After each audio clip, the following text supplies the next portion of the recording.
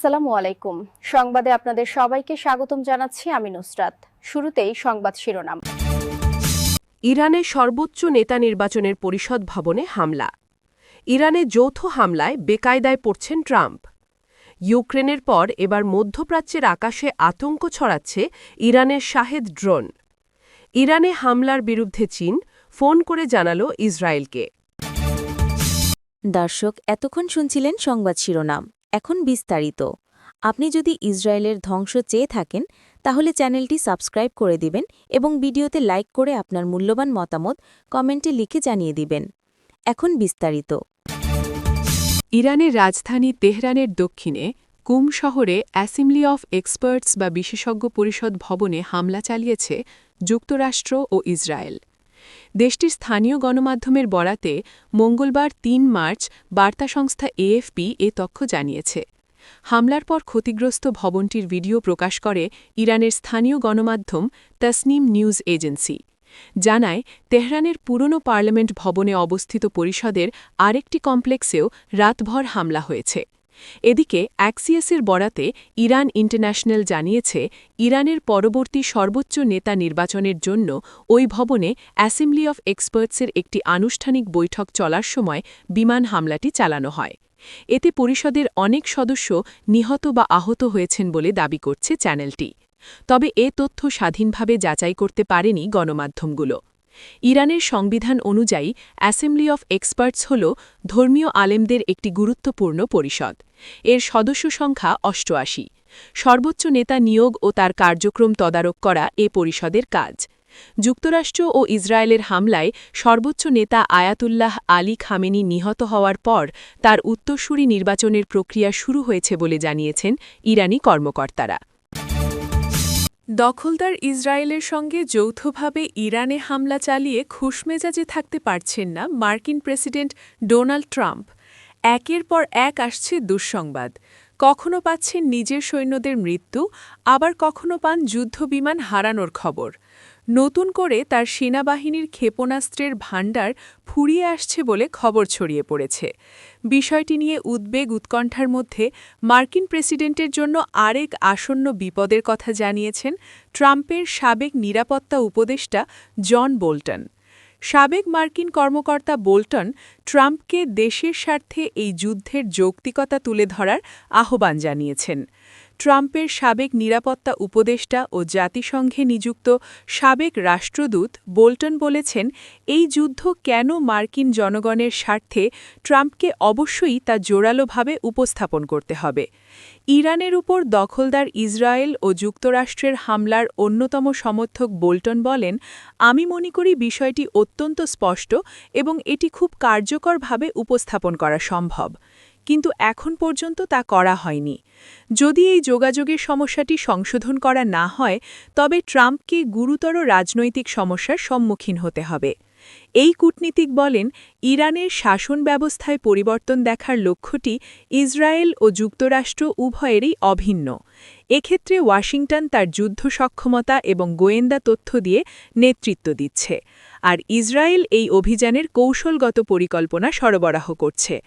Bolton বলেন, এর পেছনের যুক্তি হল ইরানের পারমাণবিক কর্মসূচি নির্মূল করতে এবং সন্ত্রাসবাদে ইরানের সমর্থন বন্ধ করতে দেশটির বর্তমান শাসন ব্যবস্থাকেই নির্মূল করতে হবে। তিনি আরও বলেন, যদি আপনি সেটি না করেন, বরং কেবল দেশটিকে আঘাত করেন বা তার সক্ষমতা কিছুটা কমিয়ে দেন, তবে এটি আবার আগের অবস্থায় ফিরে আসবে এবং কিছু সময় পর আমরা আবার সেই একই সংকটে পড়ব যা এই হামলার আগে ছিল। ইউক্রেন যুদ্ধে ইরানের তৈরি শাহেদ ১৩৬ ড্রোন ব্যাপকভাবে ব্যবহার করে আসছে রাশিয়া। সেই ড্রোন এখন মধ্যপ্রাচ্যে বিভিন্ন লক্ষ্যবস্তুতে আঘাত হানতে ব্যবহার করছে ইরান। $৫০,০০০ মূল্যের এই ড্রোনগুলো ইঞ্জিনের কর্কশ শব্দের জন্য আলাদা করে চেনা যায়। গত ৪৮ ঘণ্টায় বাহরাইন, কুয়েত, সংযুক্ত আরব আমিরাত সহ পারস্য উপসাগরীয় অঞ্চলে আঘাত হেনেছে কয়েকশো শাহিদ ড্রোন। যুক্তরাষ্ট্রের আঞ্চলিক মিত্রদের ওপর চাপ সৃষ্টি ও ভয় দেখাতে তেহরান এই কৌশল নিয়েছে। বাহরাইন থেকে পাওয়া একটি ভিডিওতে দেখা গেছে, রাতের আধারে একটি ডেল্টা উইং ড্রোন ঘাস কাটার মেশিনের মতো লন মাওয়ারের কর্কশ শব্দে একটি বহুতল ভবনের দিকে ধেয়ে আসছে।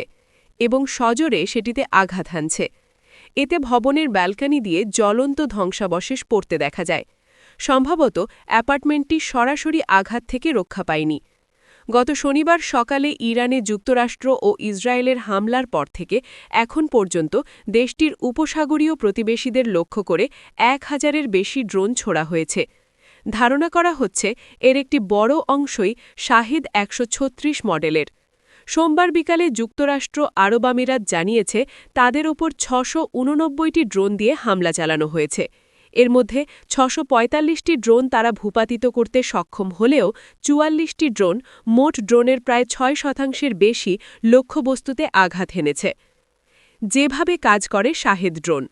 শাহেদ 136 ড্রোন 3.5 মিটার দীর্ঘ এবং এর ডানার বিস্তার 2.5 মিটার।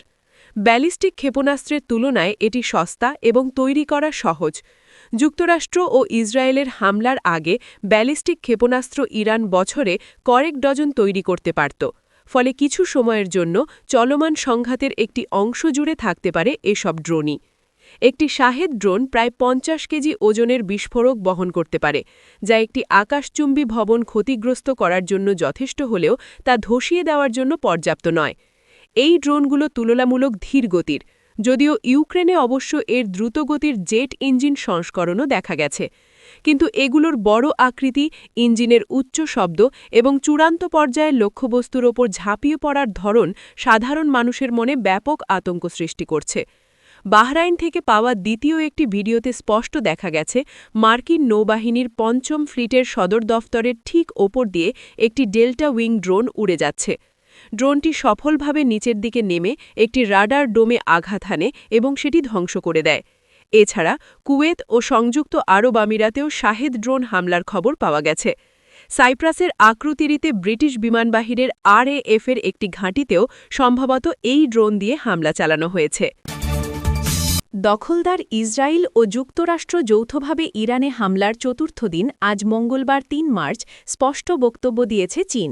দেশটির পররাষ্ট্রমন্ত্রী ওয়াং ই তার ইসরায়েলি প্রতিপক্ষকে বলেছেন বেইজিং ইরানের উপর হামলার বিরোধী।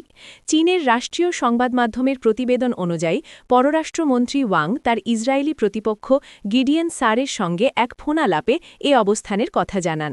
তিনি বলেন বেইজিং ইরানের উপর সামরিক হামলার বিরুদ্ধে। তেহরানের ঘনিষ্ঠ সহযোগী বেইজিং ইতোমধ্যে যুদ্ধবিরতির আহ্বান জানিয়েছে এবং ইরানের আয়াতুল্লাহ আলী খামেনিকে হত্যার ঘটনাকে একটি গুরুতর লঙ্ঘন হিসাবে নিন্দা করেছে। রাষ্ট্রীয় সংবাদ সংস্থা সিনহুয়ার তথ্যমতে গিডিয়নের সঙ্গে আলাপকালে ওয়াং সরাসরি কঠোর নিন্দা জানানো থেকে বিরত থাকলেও বলেছেন যে চীন আলোচনা ও পরামর্শের মাধ্যমে সমস্যা সমাধানের পক্ষে। ওয়াং বলেন সাম্প্রতিক ইরান মার্কিন আলোচনায় সুস্পষ্ট অগ্রগতি হচ্ছিল। দুর্ভাগ্যবশত গুলির লড়াইয়ে প্রক্রিয়াটি বাধাগ্রস্ত হয়েছে। মার্কিন ইসরায়েলি সামরিক হামলার বিরুদ্ধে বেইজিংয়ের অবস্থান পুনর্ব্যক্ত করে ওয়াং বলেন শক্তি দিয়ে কখনোই সমস্যার প্রকৃত সমাধান সম্ভব নয়, উল্টো এটি কেবল নতুন সমস্যা এবং ভয়াবহ পার্শ্ব প্রতিক্রিয়া বয়ে আনবে।